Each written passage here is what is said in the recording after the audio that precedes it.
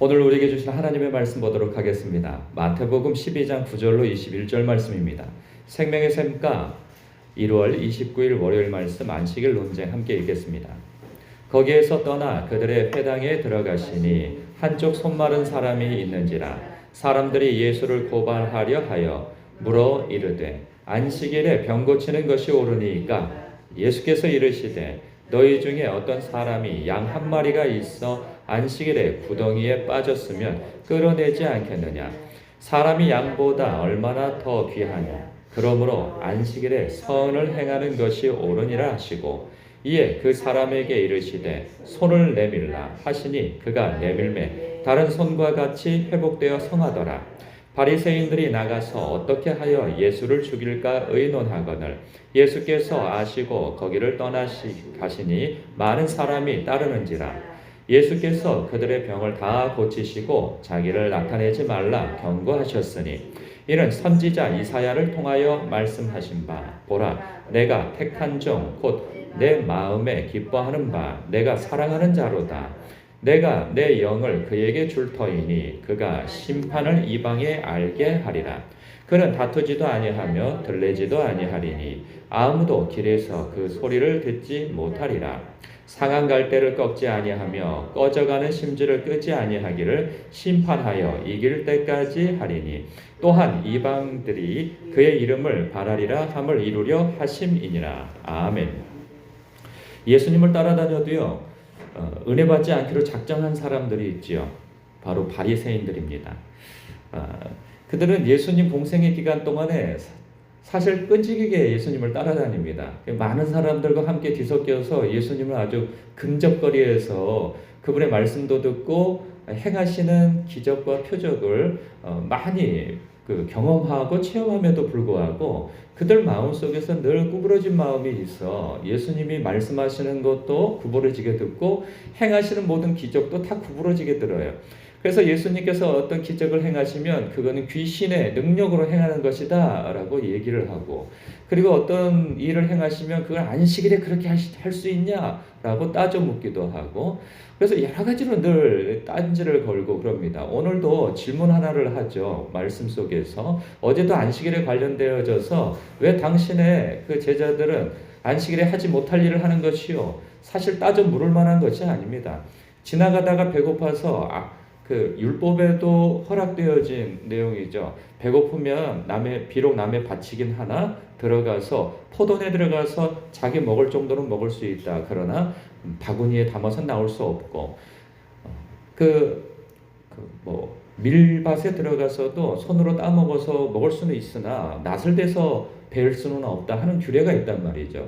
그런데 그런 것들은 다 무시하고 왜 안식일에 아무리 배고프기로서니 그것을 따서 먹는 일을 행하느냐라고 딴지를 걸게 되어지죠. 그것에 대한 대답이 있으셨는데 그 이후에 또 마음이 한참 구부러져 가지고 예수님께서 그것을 떠나서 회당에 들어가시는데 그들이 앞서서 이야기하는 것 같아요. 거기 분명히 손 마른 사람이 있었어요. 그랬더니 예수님께서 그동안 그런 병자나 이런 사람들을 그냥 지나치지 아니하시고 고쳐주셨던가 봐요. 그러니까 그들이 그것까지도 다 알고 있는 거예요. 그러니 예수님이 어떤 행동을 하기에 앞서서 먼저 나서서 물어보는 거죠. 그런데 그 의도가 아주 괘씸해요. 10절에 보니까 사람들이 예수를 고발하여 물어 이르되 그러니까 여기서 말하는 사람들은 14절에 바리새인들임을 알 수가 있죠. 안식일에 병 고치는 것이 옳습니까? 라고 묻는 거예요. 그들은 궁금해서 묻는 게 아니에요. 함정에 빠뜨리려고 묻는 것이죠. 아주 악의적인 아주 못된 질문이 아닐 수 없어요. 근데 예수님께서 하시는 대답이 그들과 오랜 논쟁을 하려고 하시지 않으세요. 아주 간단하게 말씀하시죠. 예수께서 이르시되 너희 중에 어떤 사람이 양 한 마리가 있어 안식일에 구덩이에 빠졌으면 끌어내지 않겠느냐. 저는 그 다음에 12절 말씀이 저는 너무 은혜가 되더라고요. 사실 어저께 밤에 이 말씀을 읽는데 저에게 참 은혜가 되었어요. 사람이 양보다 얼마나 더 귀하냐. 그래, 이 말씀이야. 사람이 양보다 얼마나 더 귀하냐. 이런 비유를 드시잖아요. 예수님께서 들에 백합화를 봐라 하면서 하물며 너희가 보냐. 하늘에 나는 새도 하나님의 허락이 없이는 떨어지지 아니하여 하물며 너희일까 보냐. 그러니까 그것보다 너희들이 더 귀하다는 말씀을 하시잖아요. 그러니까 소에 대해서도 소의 입에 그 멍에를 씌우지 말라, 일하는 소에. 그러면서 사도 바울이 이런 얘기를 하죠. 하나님께서 소를 생각해서 그 말을 하겠느냐? 주의 종들을 생각해서 이 말씀을 하신 것이 아니겠느냐? 이런 말씀을 하시죠. 그러니까 저는 이 대목에서 하나님께서, 그러니까 모든 짐승과 모든 피조물들이 다 하나님께서 창조하셨고 창조하실 때를 보시기에 심히 좋으시다고 감탄을 하셨단 말이에요. 그런데 그 모든 피조물 가운데에서도 사람을 하나님의 당신의 모양과 형상으로 지으셨기에 그런 마음을 가지셨는지, 이 피조물 중에 사람을 이렇게 귀하게 여기신다고 하는 것이 저에게 너무 큰 은혜예요. 왜 그러냐면 요즘에 어찌 보면 사람을 뭐 다 그런 것은 아니지만 사람보다 반려견을 더 귀하게 여기는 그러한 세태로 흘러가고 있잖아요. 그래서 어떤 사람들은 이런 얘기까지 합니다. 머리 검은 짐승은 거두지 말랬다고. 짐승보다 못한 사람들이 많다. 그래서 나는 사람을 키우고 사람에게 정성을 쏟고 사람을 에게 마음을 쓰기보다는 차라리 개가 훨씬 낫다. 이런 생각을 갖는 분들이 있단 말이죠. 앞으로는 우리나라가 이게 점점 반려견을 많이 키우고 그러다 보니까 이게 어떤 동물의 뭐라 그러죠? 동물의 복지, 권익 이런 것들을 많이 생각하다 보니 나중에는 한 10년 지나면 이제는 반려견한테 유산도 물려주고 아마 결혼도 하고 막 그러지 않을까 모르겠습니다. 그러니까 그만큼 그러니까 사람은 개 취급하고 개는 사람 취급하고 하는 이러한 분위기 속에서, 그런데 하나님께서는 그러한 태도를 옳게 여기지 아니하신다 하는 거죠. 우리의 심정은 저는 뭐 개를 무시하라고 짐승을 함부로 대하라고 얘기하는 것이 아닙니다. 왜냐하면 그러니까 사람은 특히나 성도는 하나님의 대리 통치자로서 이 세상을 그 피조물도 저마다 고유의 그 역할을 감당할 수 있도록 돕는 자로서 모두가, 그리고 보호하는 자로서 섬기는 자로서 우리가 다 그런 영향 안에 있다는 거죠. 그러한 것들이. 그렇다고 하여서 그것을 너무 지나치게 사랑하여서 사람보다 더 그 위에 두어서는 안 된다 하는 것이죠. 우리가 특히나 믿는 성도들은 평생 하나님께서 예수님께서 우리에게 주신 사명이 있어요. 너희는 가서 모든 족속으로 제자를 삼아 아버지와 아들과 성령의 이름으로 세례를 베풀고 내가 너희에게 분부한 모든 것을 가르쳐 지키게 하라. 이런 말씀을, 사명을 주셨단 말이죠. 이것은 목회자에게 주신 사명이 아니고 모든 믿는 자에게 주신 사명이란 말이죠. 그러면 우리가 예수 그리스도께서 우리에게 주신 그 사명을 감당하기 위해서 내 가정을 돌볼 뿐만 아니라 다른 영혼들까지도 제자 삼고 그 영혼을 섬기고 그리고 제자 삼고 그들 세워나가는 과정이 얼마나 어려운지 모릅니다. 비용도 많이 들고 시간도 들고 마음도 써야 되고 굉장히 어려움이 많단 말이죠.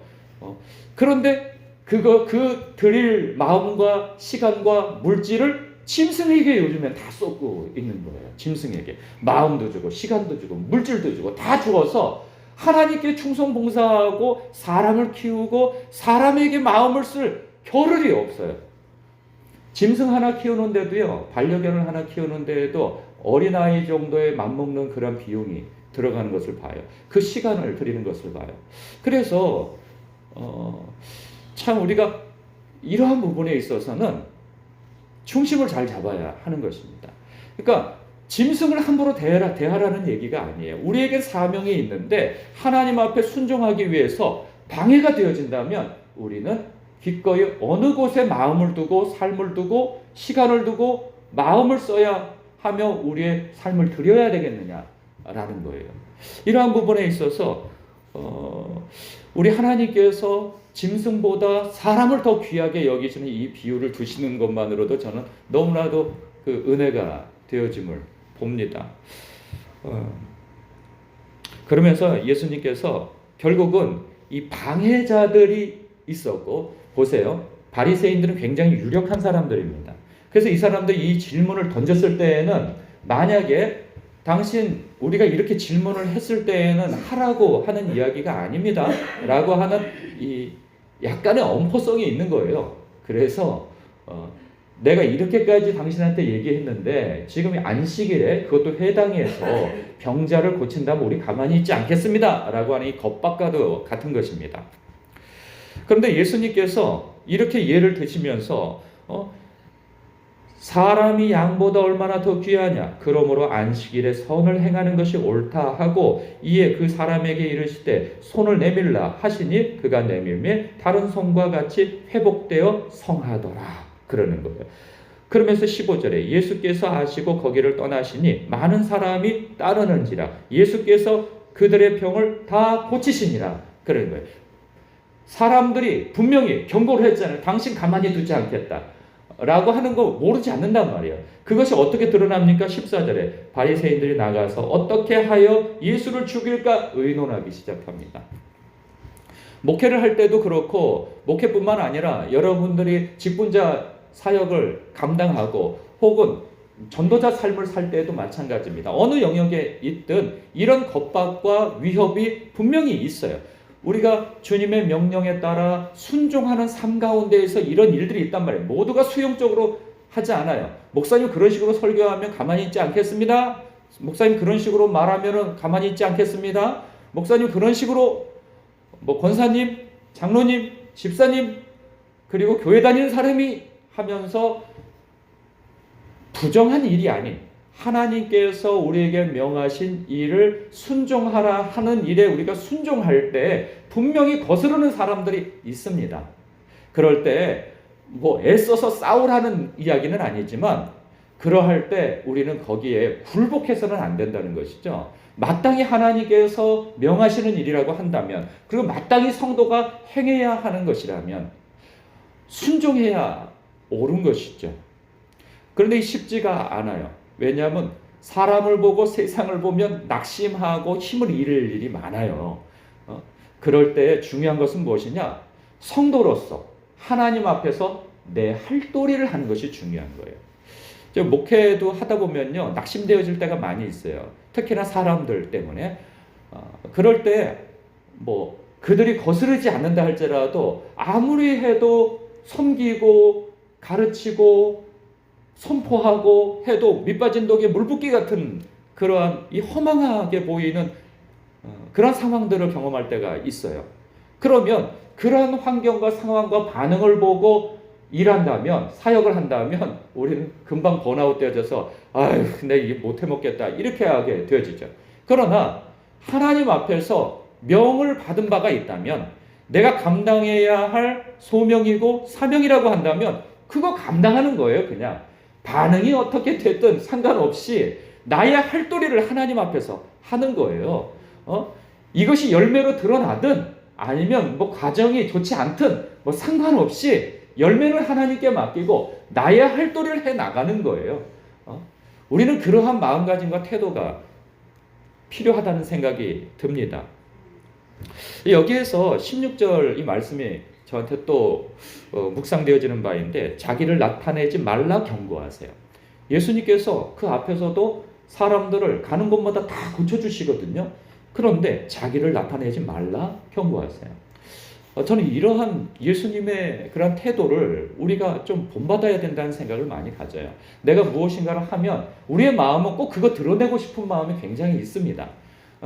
특히나 영적인 은사를 가져서 신비한 능력을 갖게 되어질 때 예언의 은사나 통변의 은사나 혹은 치유의 은사나 여러 가지 은사가 있거나 혹은 내가 그런 은사가 없다 할지라도 다른 은사로서 섬기는 그런 은사가 있어서 누군가를 섬긴다면 조용히 섬기는 것이 중요한 것이죠.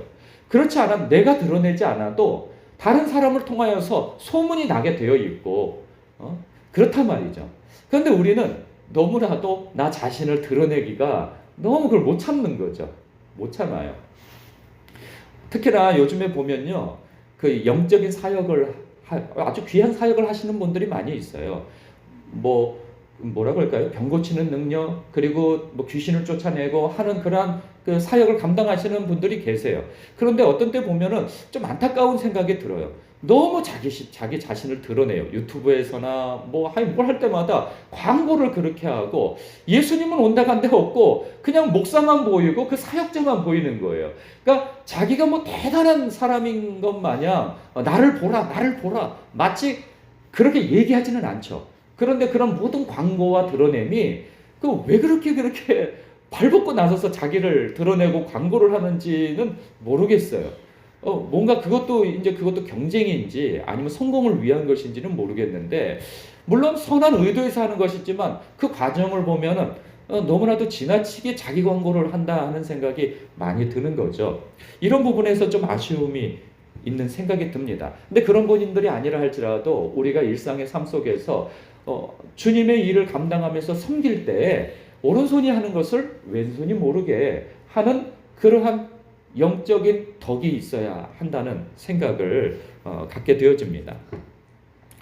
그러면서 예수님께서 이 17절에서 그리고 21절까지 이르러 예수님께서 그렇게 사역을 감당하신 그러한 마음가짐과 태도로 자기를 감추시면서 자기의 할 역할을 감당하시는 데 있어서 왜 그렇게 하시는가? 하나님의 말씀에 순종하기 위함이라는 것을 이렇게 보여주고 있어요. 이런 선지자 이사야를 통하여 말씀하신 바, 보라 내가 택한 종 곧 내 마음에 기뻐하는 바 내가 사랑하는 자로다. 내가 내 영을 그에게 줄 터이니 그가 심판을 이방에 알게 하리라. 그는 다투지도 아니하며 들리지도 아니하리니 아무도 길에서 그 소리를 듣지 못하리라. 상한 때를 꺾지 아니하며 꺼져가는 심지를 끄지 아니하기를 심판하여 이길 때까지 하리라. 이 말씀이 보는데 예수님은 그런 거예요. 당신을 드러내지 않을 뿐만 아니라 또한 자기를 거슬러 행하는 자와 맞서 싸우느라 힘을 소진하지 않는다는 거예요. 그저 하나님 앞에 받은 그 사명과 그 명령에 따라서 순종할 따름이라는 거죠. 당신의 할도리를 해 나가신다는 거예요. 우리도 예수님의 이러한 태도와 가르침, 이것은 우리에게 이제 가르쳐 주시는 바인 것이죠. 우리가 감당해야 할 사명들이 저마다 다 있습니다. 그 사명을 주님 앞에서 우리의 할도리를 감당해 나가는 것이죠. 그러면서 오른손이 하는 것을 왼손이 모르도록, 또 우리가 행하는 것에 있어서 못마땅하게 여기며 거치는 사람들이 있다면 그것에 너무 주눅들지 아니하고 하나님 앞에 자기 할도리를 해 나가는 것이죠. 그것이 전도가 됐든 사역이 되었든 섬김이 되었든 그 무엇이 되었든 말이죠. 오늘도 여러분들이 말씀을 묵상하시면서 주 안에서 내가 어떤 마음가짐과 태도로 주의 말씀에 순종하며 살 것인가에 대한 바른 묵상이 있으시길 주님의 이름으로 축복합니다. 기도하겠습니다.